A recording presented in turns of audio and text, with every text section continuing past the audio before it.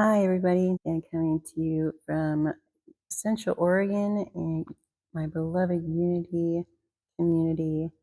And we are here on day 28 of Lent. And this is where we get to talk about miracles.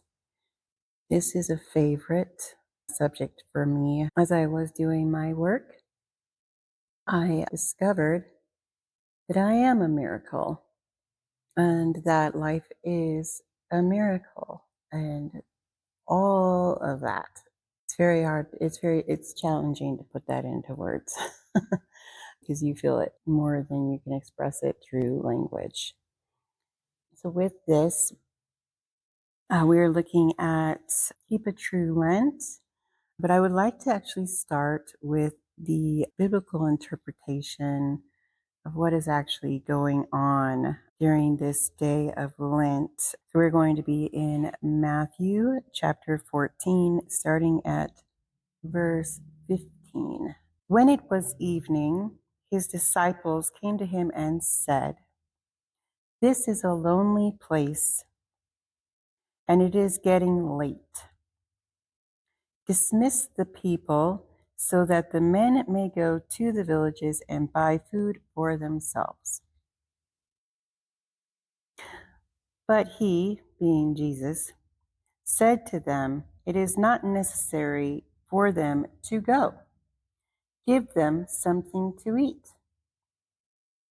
They said to him, disciples talking to Jesus, "We have nothing here except 5 loaves of bread and 2 fish." Jesus said to them, "Bring them here to me." And he ordered the people to sit down on the ground. And he took the 5 loaves of bread and the 2 fish, and he looked up to heaven and blessed them. And he broke them and gave them to his disciples, and the disciples placed them before the people. So they all ate and were satisfied. And they took up the fragments which were left over, 12 full baskets. Miracle. And the men who ate were 5,000, not counting the women and children. And immediately he urged his disciples to get into the boat in advance of him to the crossing place where he dismissed the people. And when he had dismissed the people, he went up to the mountain alone to pray. And when darkness fell, he was still there alone. But the boat was many miles away from the land, tossed by the waves, for the wind was against it. And in the fourth watch of the night, Jesus came to them walking on water. And his disciples saw him walking on the water. And they said, "It is a false vision." And they cried out because of their fear. But Jesus spoke to them at once and said, "Have courage. It is I. Do not be afraid." And Peter answered, saying, "My Lord, if it is you, command me to come to you on the water." Jesus said to him, "Come." It doesn't stop you. Come on.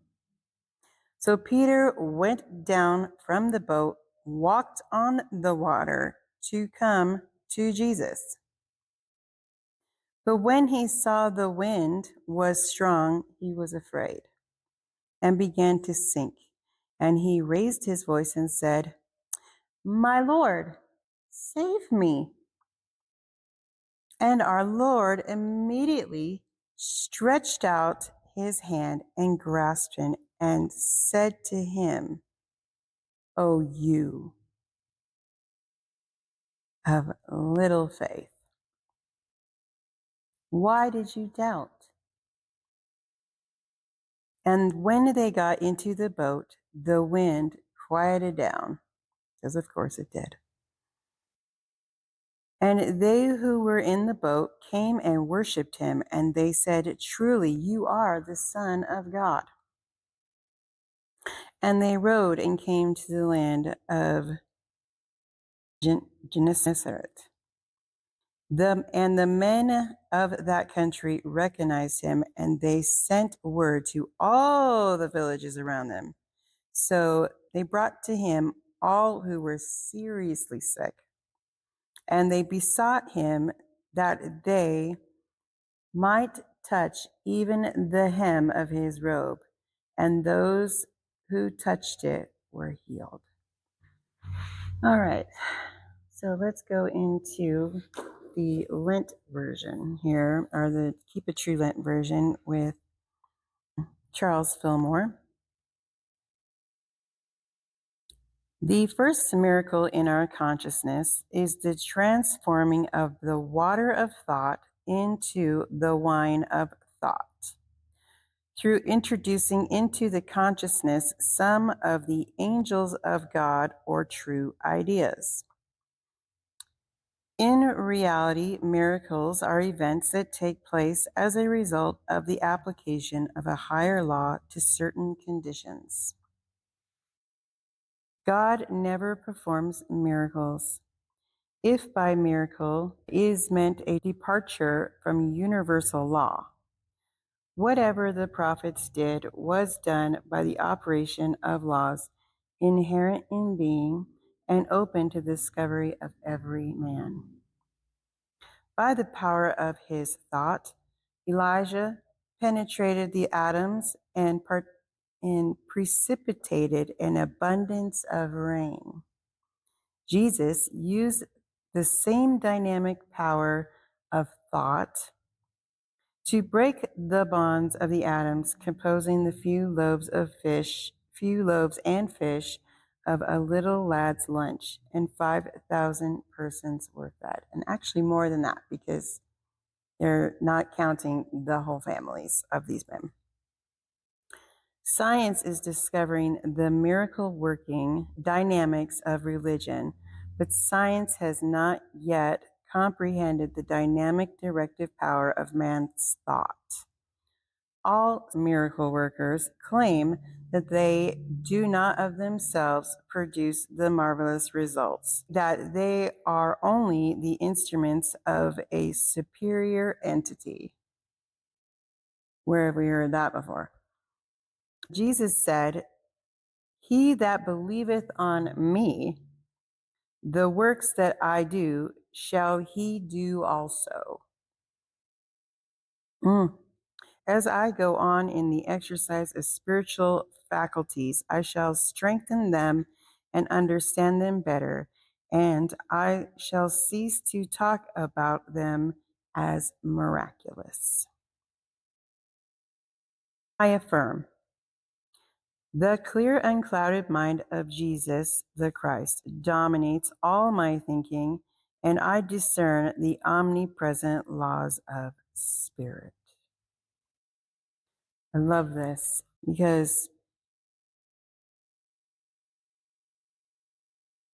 when Jesus says, "He that believeth on me, the works that I do, shall he do also."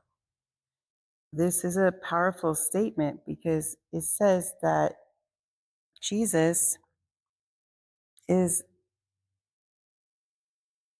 not the only miracle worker here, that we are all miracle workers. But what is a miracle? So when I do the breakdown here, looking at the Bible in verse 15, disciples talk about the desert. They first talking about this desolate place, right? And in the desert, the disciples look at it as a place of separation, that it cannot provide for them, and that they feel the only way they will be fed is by going to a place outside of themselves, to which the disciples are the desert at this time, to find nourishment. So they're not looking within themselves to find the nourishment. They're looking outside of themselves to find nourishment. They're like, send everybody away. We need to go eat. And Jesus, what are you talking about? We can eat right here. This is where Jesus goes into the gnosis, or knowing, where miracles live. So our miracles actually live in our knowing. And says, hold up, I got this. Bring me the loaves and fish. I know that I can get these people fed. Let's do this. Because he knows that the miracle is himself. It is during the blessing he generates the knowing through the field of all who are with him. So through this like blessing of this fish and loaves, he's telling everybody like, hey, this is okay. We can do this. And they start to also create knowing. Creating the miracle of knowing where there is always enough, bringing expansive understanding, the idea of the desert and what the desert provides, which is opportunity to evolve. It is in the evolution we see 5,000 plus men and their families ate and were full with plenty left over. And then the verse 22 through 33, when thinking of the setting on the boat in a large body of water with a storm going on, we first connect that Peter sees Jesus walking on water, which creates excitement. Jesus is walking on the water. I want to do that too. And a belief that if Jesus can do it, so can he. As he begins to create the miracle, because he feels oneness, unity with his environment, Peter becomes aware of the storm as separate, because fear has found a place to expose itself. Where Jesus is still connected through the knowing of oneness unity, Jesus becomes Peter's awareness that fear is an illusion. It integrates with the love, and he is able to find his way back to the boat, where all are returned to the solid form of land. When all are returned to the solid form of land, they now carry with them a more expanded light and gnosis, knowing. That expansive idea of fear was dissolved and integrated into the thought of everything is always working out for their highest good and keeping their energy focused on Source God, which is never separate from them, resonate divinity. And then we come into 35 and 36, as all are now walking on shore. The miraculous energy of the divine informs the presence of God, Source, is with them, where the faithful bring themselves to be with the wholeness of that. The people, will now, right now, know they are already whole with the I am. Okay? So in the Keep a True Lent book with Charles Fillmore, going over this description, the water of thought is the flow of ideas in the field. Okay? So with water, the ideas, they flow. They're like water.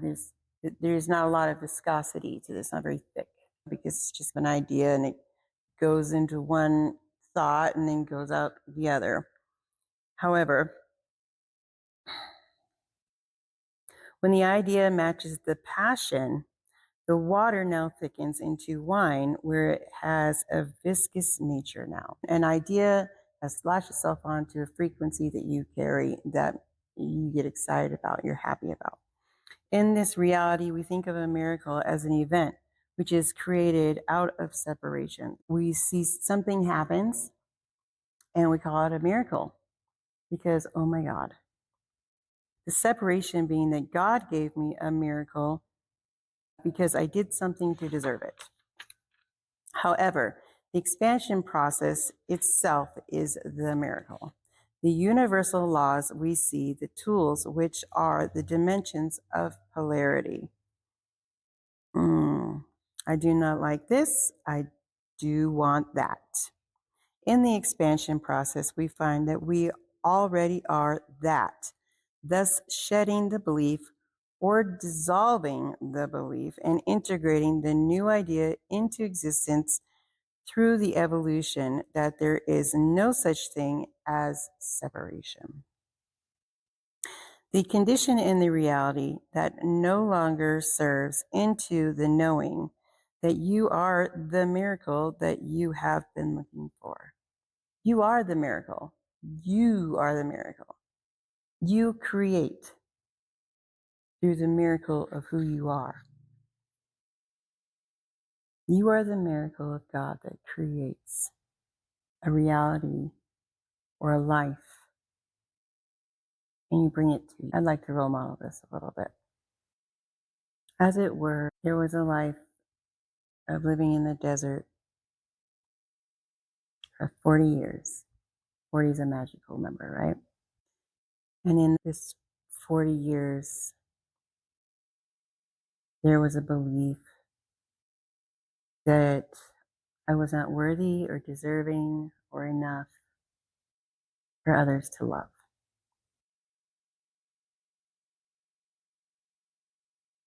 Now, as I began to, I dissolved those ideas of separation. It was not the job of others to love me. It was my job to love myself. And in the love of myself, this is when the knowing happened of the miracle I am. So, this time, I would invite you to close your eyes or soften your gaze and focus on your breath.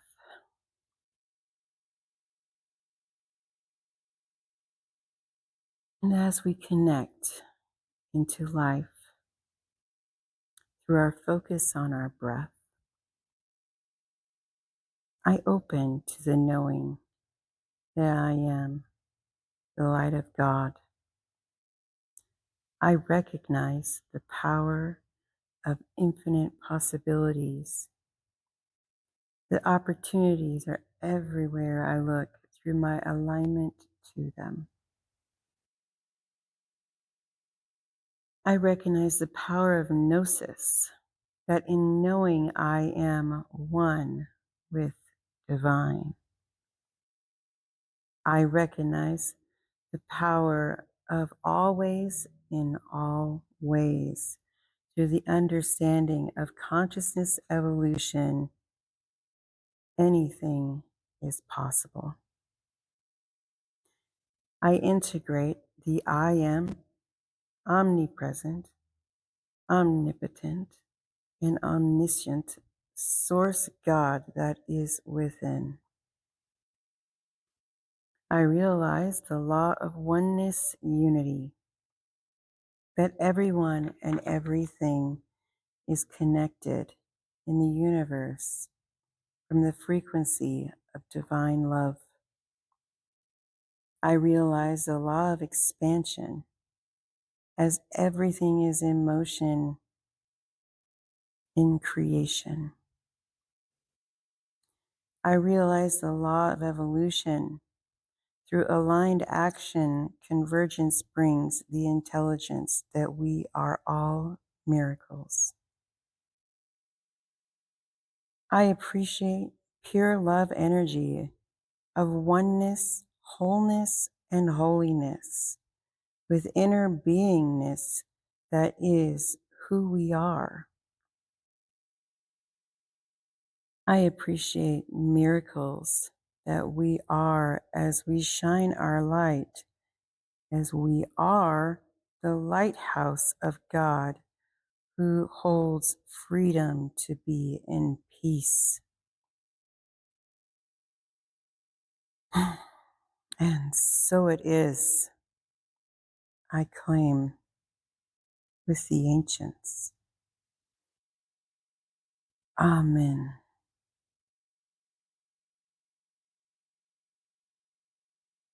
Thank you for holding this space with me today.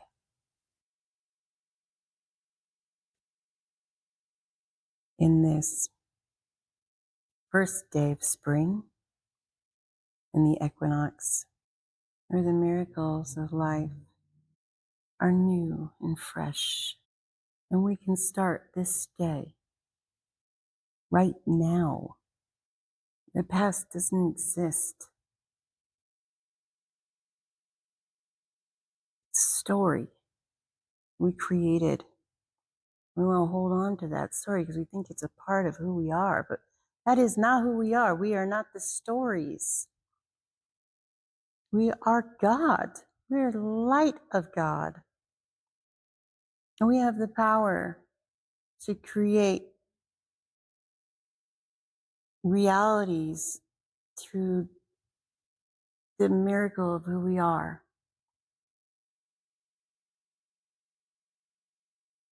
We are biological intelligence. If you look at it in that way, how can we be spirit made into form and that not be miraculous? We are miracles. We are the miracle. And we have the choice right now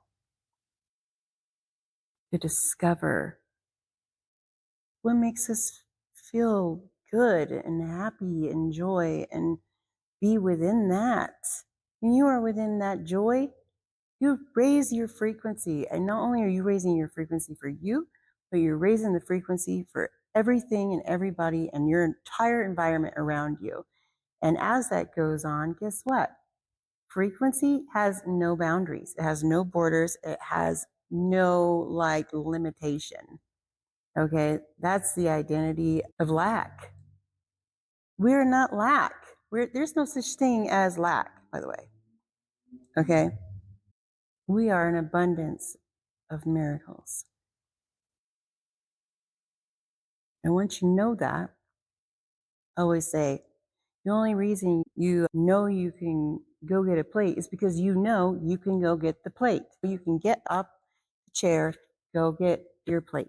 You know that.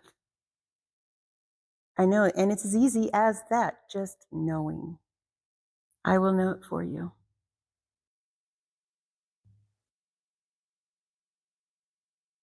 I will know that right now is the beginning of a new day, a new world, and a new earth. I invite you to know it with me. Thank you.